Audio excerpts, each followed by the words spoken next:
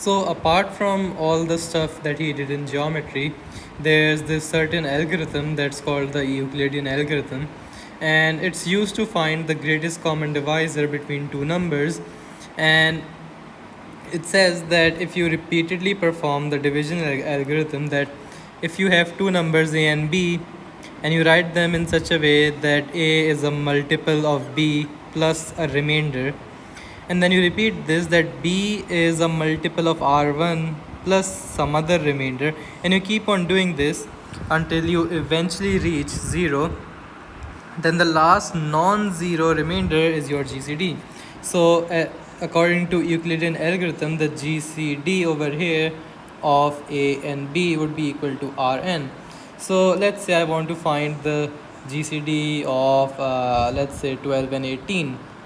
I'll take the larger number and express it as a multiple of 12 plus some remainder, which is 6 over here, and then take this 12 is equal to, well, it's equal to 6 times 2 plus 0, and so here we can see that this is the last non-zero remainder, so this will be equal to 6, and indeed the GCD of 12 and 18 is 6. Right, so the idea behind Euclidean algorithm is basically that if, first of all, the GCD of Rn minus 1 and Rn is of course equal to Rn, right? We know that Rn divides Rn minus 1. But now if you look at this stuff, if this thing is divisible by Rn, and of course this is already Rn, then this would imply that Rn minus 2 is also divisible. So Rn divides Rn minus 1, this implies that Rn divides Rn minus 2. And you keep on going until you reach that Rn divides B, which implies Rn divides A, and we can say that Rn is the GCD of A and B. So let's go ahead and try to give a more formal proof of this. Let's say let A equal B times the first quotient plus the first remainder. Let the GCD of A and B be equal to X. Then we can rewrite this equation that X times A prime is equal to X times B prime times the first quotient plus the remainder.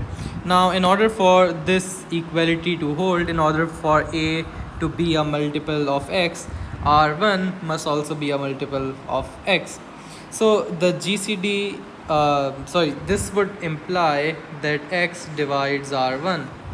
And then if we look at the second equation, it would be X times B prime is equal to X times R1 prime times the second quotient plus R2. This would imply by the same logic that X divides R2. So we notice that the GCD of A and B is equal to the GCD of B and R1, which is equal to the GCD of R1 and R2. So R1 and R2. So this goes on, all of these are equal, and you reach a point that it is equal to the GCD of Rn minus 1 and Rn. Now the special thing about Rn minus 1 and Rn is that Rn minus 1 is a multiple of Rn. In other words, the GCD is simply equal to Rn. So we have proved that the first equality over here is equal to Rn, and we are done. Now there's a different type of way that I like to make sense of it. It's really the same proof, but it's sort of a different way of thinking of it.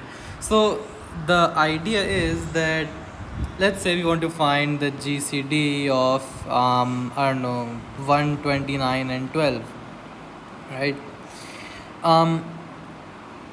We can think of multiples as, you start from 0. You can think of multiples as making jumps of that certain number. So multiples of, if you're talking about multiples of 12, it's basically that you're making a jumps of plus 12, plus 12 plus 12 plus 12, so you land at 12, then at 24, then at 36, then at 48, 60, 72, 84, 96, 1 sorry 108, 120, right?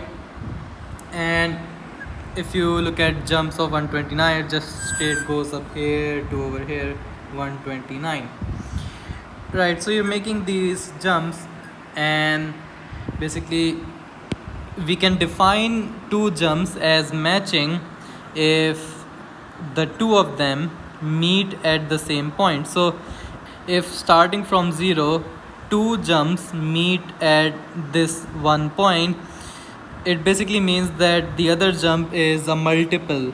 Like if you take 12, right, and then you're making jumps of 3 like this and like this and like this, you can see that these two jumps match up. In other words, 3 divides 12, right? So what we are trying to do is we are trying to look at the other ways of splitting up 12 into smaller ones, into smaller jumps, such that they match up here.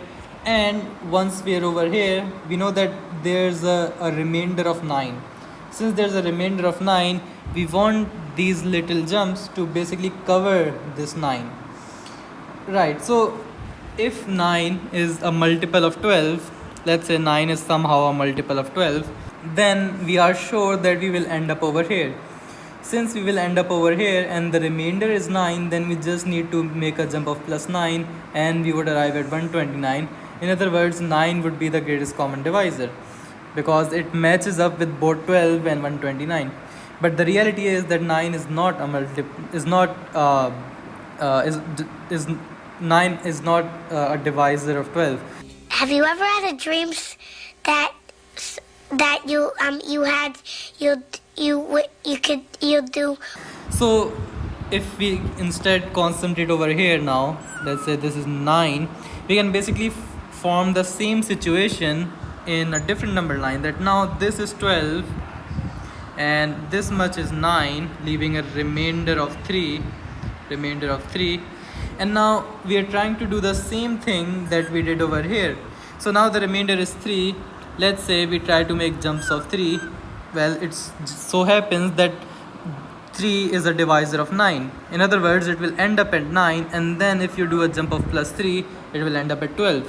So in other words, we can break this up into jumps of 3 such that it matches up over here, and since it matches up over here, it will also match up over at every multiple of 12. So it matches up at every multiple of 12, so we are sure to land up over here. And then since it also matches up with jumps of 9, 1, 2, 3, we end up at the other point 2.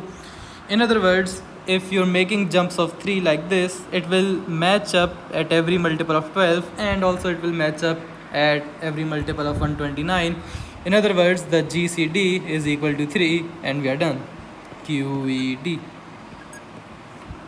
Right, so the reason why we were looking at the remainders as multiples is because we wanted common divisors. We wanted the greatest common divisor of 12 and 129. So we know that it will end up at 120, and then it needs to make a jump of how much is remaining. So it needs to make a jump of 9. It can only make a jump of 9 if it also matches up with 9. So you can continue these on to all other waves. Eventually, even if nothing works, you will know that the process will terminate, because you will reach a point where you're making jumps of 1. So if you're making jumps of 1, it is sure that that the waves or the jumps will match, right? And this is basically the same thing that you did over here, but in maybe kind of a nicer way, or at least it helps me understand, right? So that's it.